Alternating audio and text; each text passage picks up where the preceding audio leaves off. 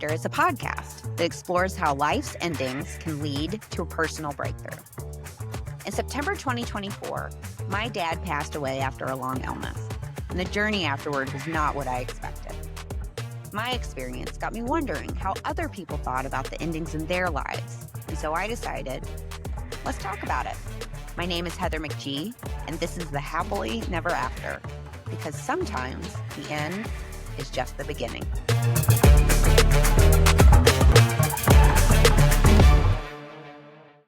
Hello, and welcome to the very first episode of the Happily Never After. Today, we are starting where this journey began, with Ashley Desanno. I met Ashley via Instagram, of all places. I knew we had a lot of the same interests, but then I saw that she had lost her father recently too, about a year before I did. She was on a journey to process that, and I wanted to bring her on to talk about it because I just felt like this is something that almost all of us go through. I know I was surprised by how I felt after it happened in my life, and I don't think I'm the only one. So I thought it could be a really good conversation, and it was. I had a lot of takeaways, but my big one is something she said about how grief changes you. And I just thought that was really powerful because sometimes these big things happen in our life and we try really hard to get back to normal. But it turns out who we are has changed irrevocably. Who we are has shifted and grown. It made me think about how sometimes we talk about these hard things in terms that describe ourselves as damaged. And really, maybe it's that we've stretched and we've grown into a bigger, more compassionate, more empathetic person. Anyway, I am so excited for you to hear this conversation. Ashley is a lot of fun, but she is also so thoughtful. It helps me a lot, and I hope it helps you all too. Now, one way you can support the show is if you enjoy today's episode, don't forget to rate, review, and comment wherever you are listening, whether that's on Apple or Spotify, and subscribe for free on either platform so that you don't miss a beat. Let's get to Ashley. Hi, everyone. Today, my guest is Ashley Desanno. You may know her under her Instagram handle, Lots of Miles, where she talks about running, books, parenting, coffee, and life. She is also a dedicated distance runner, and I'm very jealous of your PR. You have an enviable marathon PR of 2:58:28.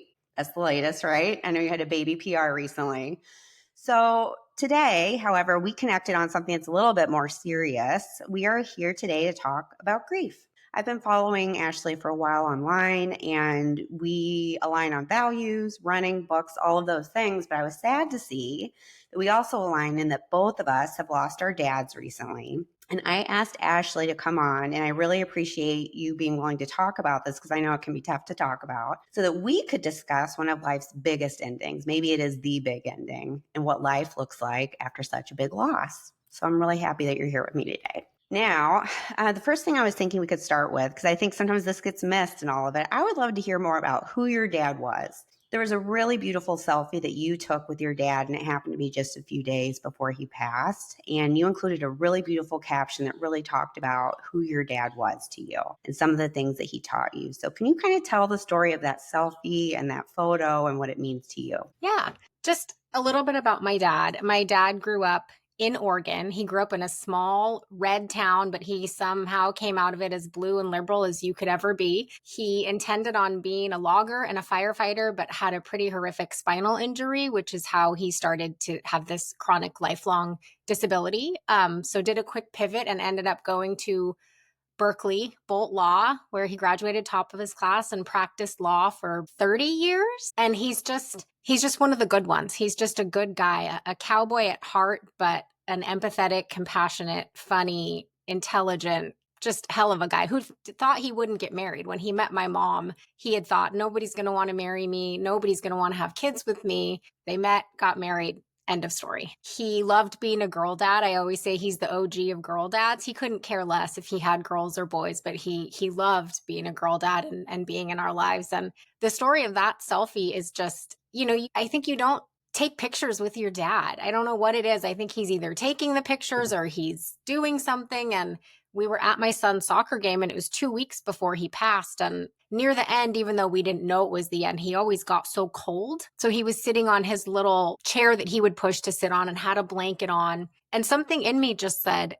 tell your dad to smile. So I just held my phone out and I go, Dad, smile. And he looked, and that was the last picture we had together, that one. And he just looked happy and like himself. And it's my favorite picture. Well, and something that occurred to me too when I saw that picture from you, I don't know if this happens to you, but for me, quite often when I'm around my mom friends, it's not unusual to hear them say things like, "Oh, don't take my picture. Oh, let's not do that." And a lot of the pictures of our kids are like we're taking the pictures of them.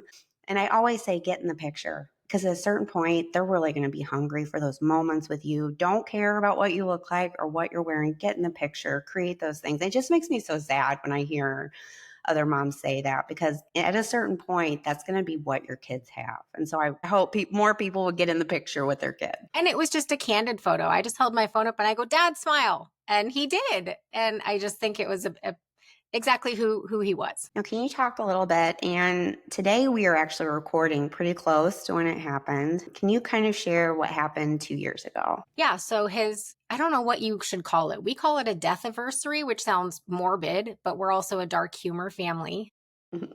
It was yesterday. So 2 years ago, yesterday, he passed. And this could potentially be a long answer, but I knew like 2 years before he passed, I knew we had a short amount of time with him left, not because the doctors said so. I just felt it in my core and I could just see this was only going one direction, but it was definitely not anticipated that he would pass when he passed. So I had seen him 2 days before. My son randomly wanted to take a mental health day from school and spend it with grandma and grandpa. So we went over there. I was walking downstairs, meeting a friend to run, and it was 4 a.m. And I saw my mom calling. And I thought, oh, there's no reason my mom's calling at 4 a.m. And I don't think I thought my dad's dead, but I felt it somewhere in my body. And I answered and she said, Ash. And I said, hey, Mom. And she said, your dad's passed. And I don't remember. My husband's like, the sound you made was just primal. Like, and I don't even remember making it. And of course, it woke up my kids and my husband totally ran cover for me. He's like, oh, Mom had a bad dream. She's sleepwalking. And, my mom and I just felt very connected in that moment because my mom said, the paramedics won't leave until I talk to someone. And she said, so I called you, which makes sense if you look at the relationship that my mom and I have. But to this day, she's so thankful we had that moment. And so she told me my dad had passed. And of course, my gut was to go over there instantly. But I was able to sit with it for a minute and thought, that's solving no problems for anybody. His body's going to be there. I want to be here and tell my kids because if I wasn't here in the morning, that would be weird. So I went on a run and then the morning just unfolded. But I like to tell people also he passed peacefully. He was in bed next to my mom and she knew something was happening. She heard his breathing and this could be too much for people if you're somebody who doesn't like hearing like medical things, but she performed CPR and she's like, I knew he was gone, but like I had to give it my best shot. Yeah. So yeah. Something you said too is making me think about sometimes when these really difficult things happen. I know in my life, I've been surprised to realize I don't remember it.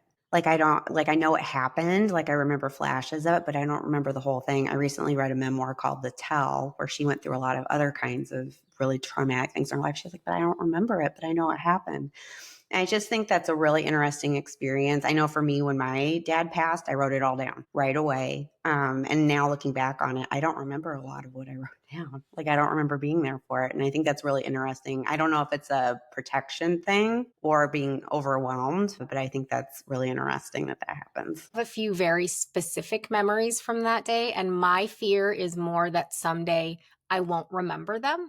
Like I can still remember I kissed him on his forehead and I thought, oh, this type of death, because his wasn't traumatic or messy. He just looked so peaceful. It wasn't what I anticipated. So I can still feel the temperature of his skin when I kissed him on his forehead and feel his hands. And I think I don't want to forget that feeling. So for me, so far, it's been less about exactly what you're saying. Like there are things I don't remember, but the things I'm like, I don't want to forget that. You're going to be really glad that you have that, I think.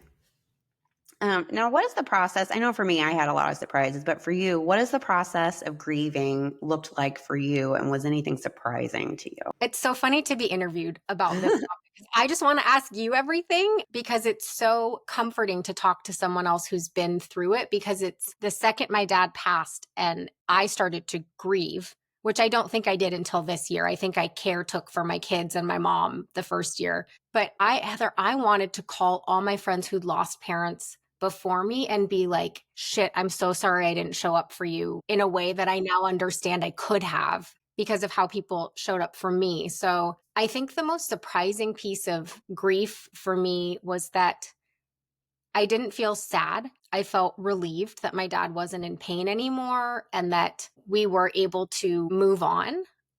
Most surprising piece for me is I am not someone who needs a lot of sleep. And the way grief showed up for me was it's a 2-mile drive to my son's school, and I would have to pull my car over and sleep for like 4 to 5 minutes. I'd set an alarm in my car because I think my body just shut down. It would be like, you have to sleep and you have to sleep now. And I had never experienced that. And it lasted about 3 months of just feeling like I have to listen to my body and sleep when my body tells me when to sleep. I think the piece of this that was hard that I have really tried to counsel other people on is hold the space and hold the news to yourself, because once you tell other people, you're no longer allowed to grieve because you become their caretakers. As you deliver the news to other people, the way they show up for you is a way that is sometimes not helpful. And so that's been my number one piece of advice for people who lose a parent is if you don't have a sense of urgency to tell others, sit with it for as long as you can until you do. Well, and you're bringing something up that I had forgotten about, and I didn't see it this way until right now when you were saying that. I was lucky that I got to my dad's deathbed, and I was there before he died, and I was there when he actually died. But there were a couple days where we were just waiting, and he couldn't talk, he couldn't see, but he could hear. And so I have a big family. With all my siblings, we sent out a group text and said, hey, if you have anything you want to say to dad, make a voice memo. We'll play it in his ear. He will hear it. And we did that with everyone. And it was me, my brother, and my mom. And my brother at a certain point was like, Heather, do you have anything you want to say? Because we were just like facilitating it for everybody else. And I actually sat there and I was like, Mike, I don't know what to say.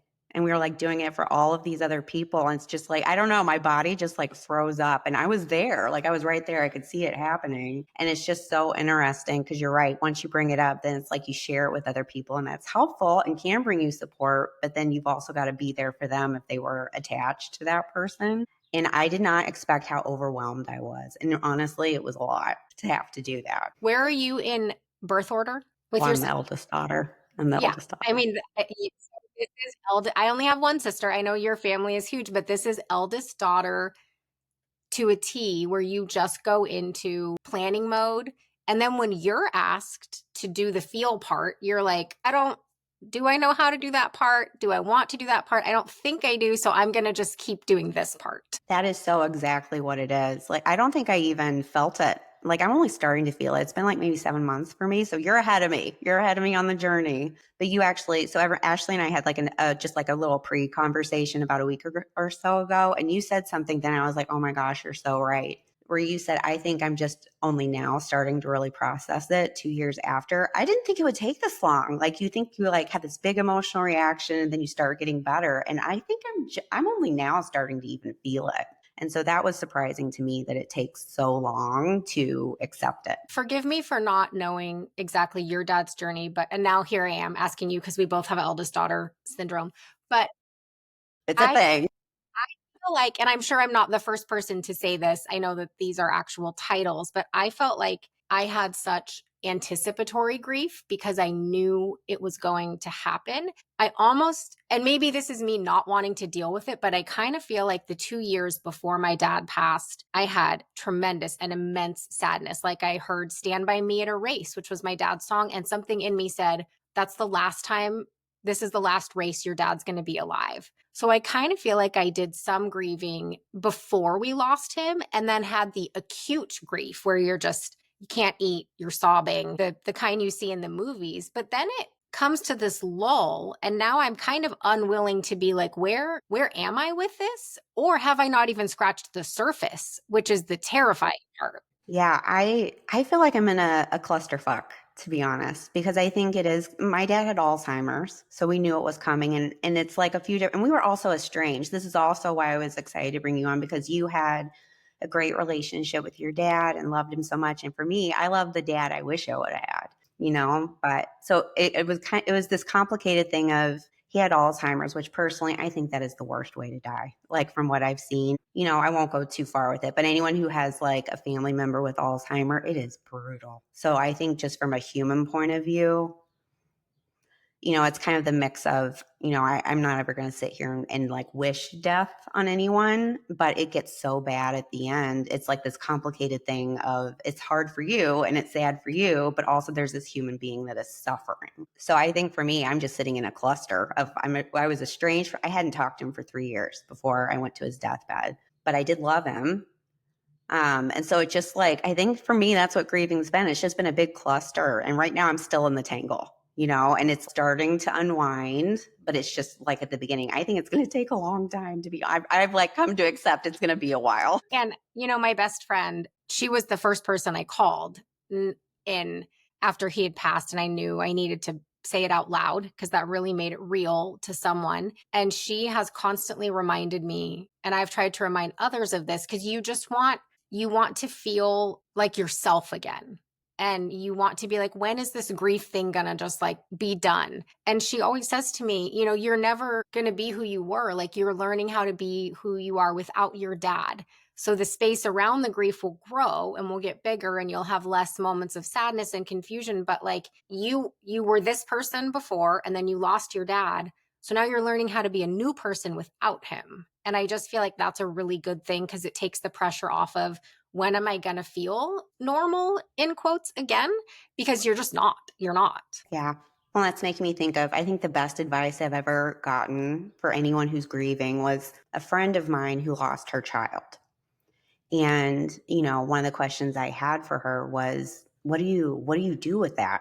Because you're going to keep living. What do you do with this? And she said, I think losing someone close to you, and she lost her child, and, it's unfair on top of everything else. She said, I think for me, grief is like a black hole. And at the beginning, it's really sharp and jagged and excruciating. She said, but over time, the way I've approached it is, I know that grief's never going to go away, but I fill that hole with love. I actually, like, on purpose, fill it with love, fill it with good things, fill it with positivity. And over time, it becomes softer, and it's a part of my story that will never go away. But it has enabled me to find joy in life now. And I just thought I have never forgotten that piece of advice, and just like hung on to it. So I want to share it for anyone else who that might help too. A friend of mine who also lost her daughter says something along the lines of like, it's okay to be big sad. Like, you're only big sad because you had big love. So like, if you love hard, it should hurt, and you should feel it for a long time. Like, you were lucky to have a love that was so big that now it brings on such big sadness. Yeah.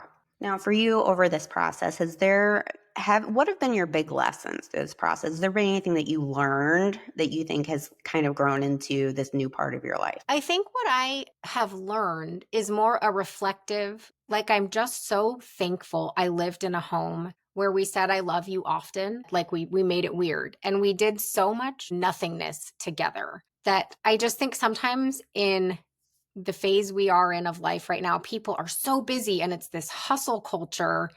And one thing I've learned is to try to talk to my friends and say, one, if you can, spend time with your parents, even when they're like annoying, and just do nothing together. Do nothing together. Because if I've learned anything, it's those moments, right? I don't look back on the moments with my dad and think, oh yeah, he took me to Disney. Or my favorite memory is that one time during a soccer tournament, I didn't feel like going and being with my team, and we watched a documentary about bears on National Geographic, and he rubbed my feet until I fell asleep. So I just think a reflection that's also a lesson that I'm trying to implement more in my life is to just slow down. And if you can be together, and don't worry about what that looks like, because it certainly doesn't need to be flashy. Something else that you brought up too that I'm thinking about is mind-body connection. And I don't know if this is the eldest daughter thing, because to be honest, I'm thinking about, I was like, oh, all these people I'm thinking about, I think they're all eldest daughters. They're all marathoners and runners. So for you, mind-body connection, you went for a run very shortly after you found out. And you're also a marathoner and an athlete. What role has that played in to processing for you? It's my saving grace. And I get it from my dad. He was very physically limited, but he could walk. So he walked every day 5 or 6 miles until he couldn't. So he ingrained that in us growing up. Like, you are given one body and you do what you can with that body to keep it as strong, sturdy, and healthy as you can. This is from a man that loved donuts and beer more than anything I've ever met. Ingrained that in us. And actually, a friend of mine once said to me, like, do you think you run so much because your dad physically couldn't? And I was like, whoa, yes, but I'm not doing that. That's too deep. We're not going there. But running for me, I ran the day he passed, and I actually talked to my brother-in-law on the phone. We were trying to get a hold of my sister, and we just couldn't. She's a really heavy sleeper, and we kind of made a family decision to let her sleep because it's hard enough to wake her up and share this trauma. So I talked to her husband and I said, oh, Eric, I'm on a run. I bet you think that's weird. And he goes, no, I think that's exactly what you should be doing. Because one of the things my dad really taught us was taking time to take care of yourself serves everyone. If you can't show up for yourself in a way that makes you feel healthy, happy, whatever, you sure as hell can't show up for anybody else. So I think running has served that purpose. And I'd be lying if I say it's also not just a distraction, right? Like, it's the one time I'm not on my phone, I'm not working, I'm not forced to think about my dad or my kids. It's just running. I remember my therapist told me once, because I made some sort of comment about, I know it's probably not good that I react to everything by going on a run. It feels like I'm just like ignoring what's going on in my life. And she was like, distraction is not evil. It's okay to distract yourself, especially when you're overwhelmed. And if you just need to give your brain a break, there's nothing wrong with that. And she just kind of gave me permission. It's okay to check out every once in a while, and that's okay. As long as you're not checking out all the time, it's okay. I do remember, and you're going to appreciate this, I know, because you know about the space. So I'm an 11-minute marathoner. I'm a lot slower than you are. But the morning that I decided to fly down to Texas to my dad's deathbed, I had all these emotions and I went for a 5-mile run. I ran 8:05 pace. You were like, I was like all in there.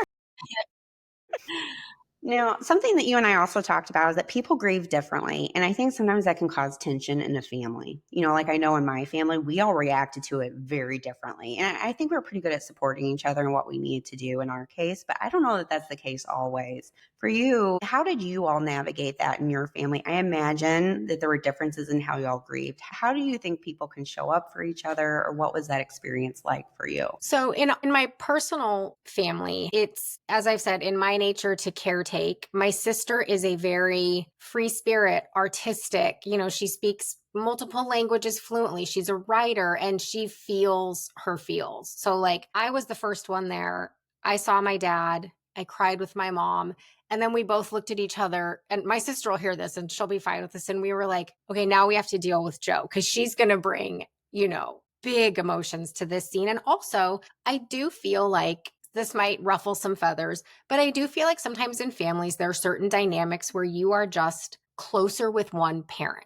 And I adored my dad and I was a daddy's girl, but my mom and I have this thing. And my sister and my dad had this thing. They're both just stubborn, introverted. So I knew for her, this was losing her person. So I expected her reaction to be substantially bigger than mine, not in a performative way, but in a, who am I going to connect with now? Because I don't connect with mom the same way I connected with dad. I didn't lose my person. I lost my dad. I love him, but I still have the person that I had a stronger, she gets me. So I think working through that together we just had to respect each other. I just moved in with my mom. I stayed with my mom for 5 days, I think, because I just knew I need to be with her. She needs to be with me. My sister came over and she would go back home because she needed to be with her new husband and she needed to not be in that physical space with us. And we all respected how that looked. And I think it came that way too, to planning his memorial service. And we didn't do a funeral. We're not that kind of family. We did a party, but it was 3 months after he passed because we all knew we're not the type of family who, like, we needed to sit with this for a little bit and keep living our lives and then move on. When it comes to bigger family, friends, I think one thing I've really learned is there's a way you can show up that works for you. You feel like you're helping. And then there's a way where you actually are helping. So the way I try to show up for people now that I've experienced this is, I'm just going to say it, don't send flowers. Yeah. The amount of caretaking my mom had to do and I had to do with, and here's the thing, it's beautiful. And for the person sending them, it is their gut instinct to say, I love you, I'm thinking of you. But when you have 30 vases of flowers that you either then need to throw away and then you feel bad or keep alive. So I think I have really learned if you feel the need to show up in a way for someone that you're not close enough to really understand, send something that is usable. Like I got some care baskets from friends that had rollers for your under eyes and like a blanket and things you would use. And I know that it's hard to know what to do. I think the most helpful, I know you didn't ask this question, but now I'm just on this tangent, but I think the most helpful piece of advice I have been able to give to people, because it's what people gave to me, was to consistently and constantly let people know you're thinking of them, but take responding to you off the plate. So I got messages from people that said, I'm thinking of you. I absolutely love you. If there's anything you need, please respond. Do not worry about writing back if you don't. Just those types of messages where you knew people were grieving with you, but taking the pressure off of you.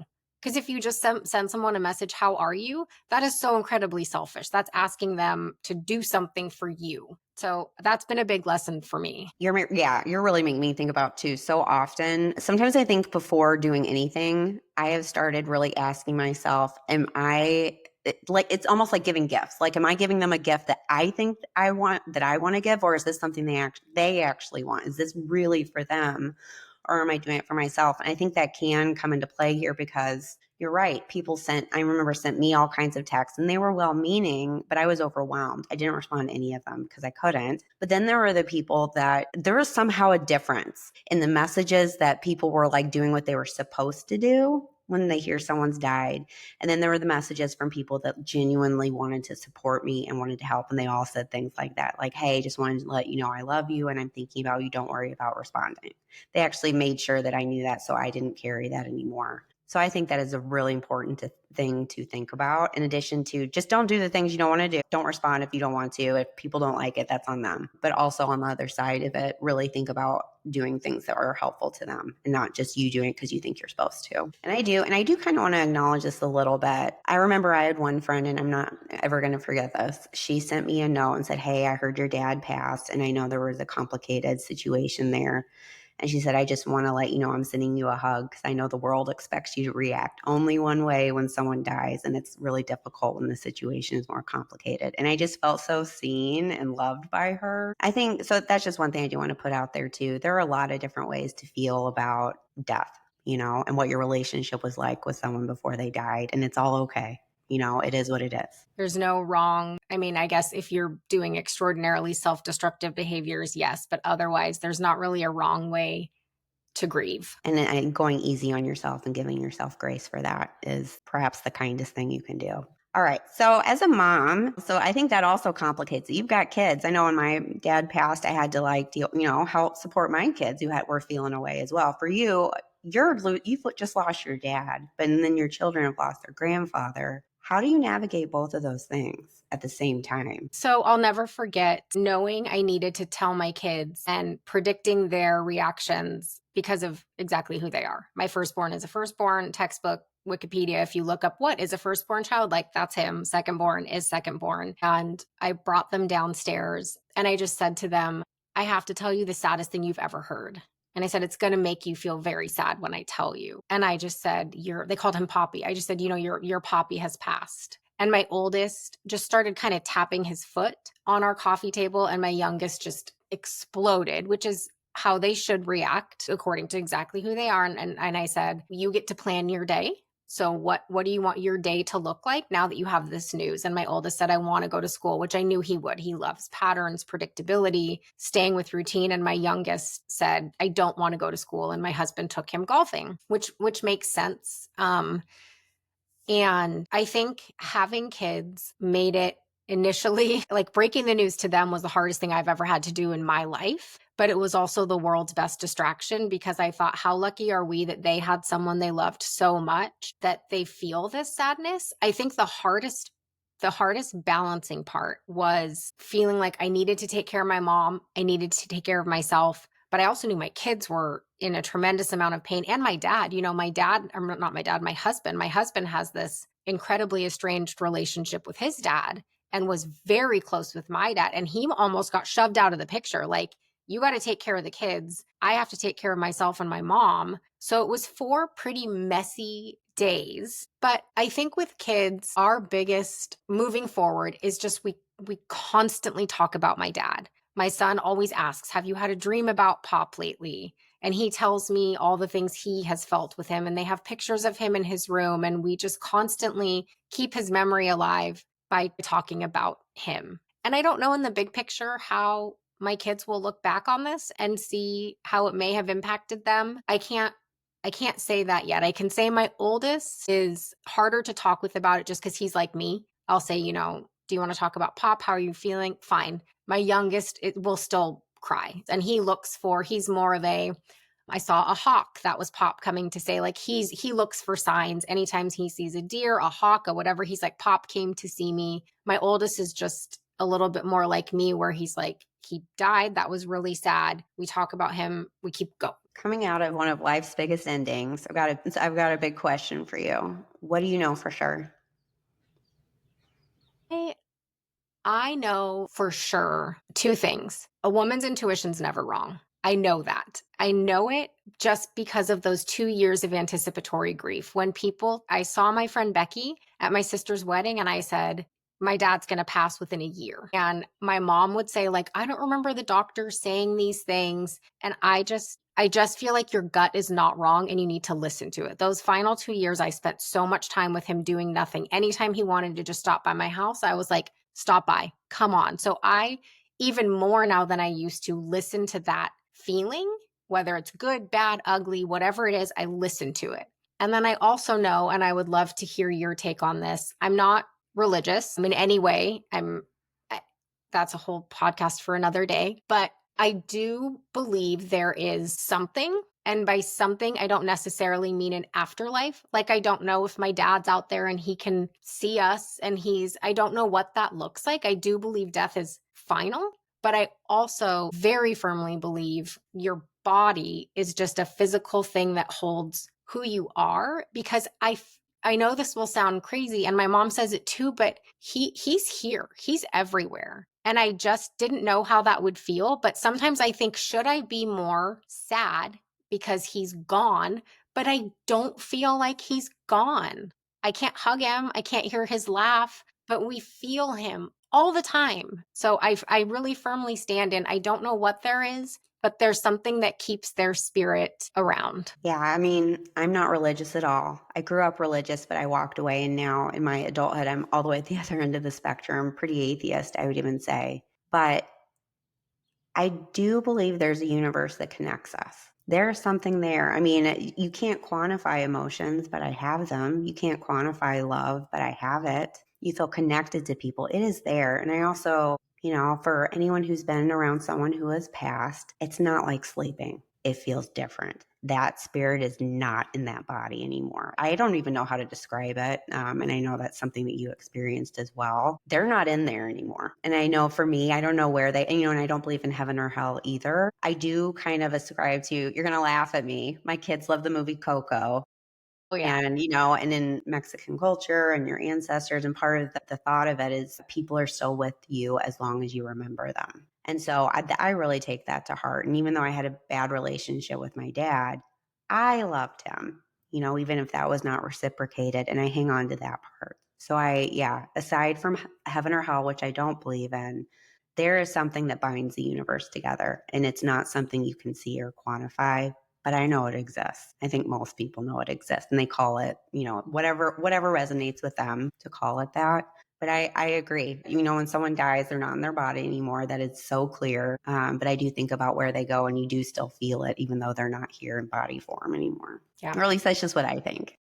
And it's not something I had ever felt until he passed. It's one of those things too, you can't explain to people until you are in it, and then you kind of get it. It's also like how you can't tell someone what being a parent is like, and then you're in it and you're like, whoa, this is different.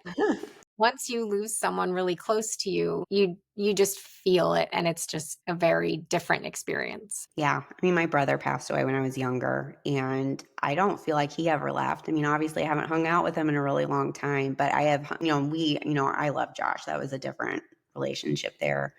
Yeah, I don't know. The whole idea is fascinating to me, and there are certain things that I think it's okay not to understand, and that is one of those things that I don't understand, but I believe in it.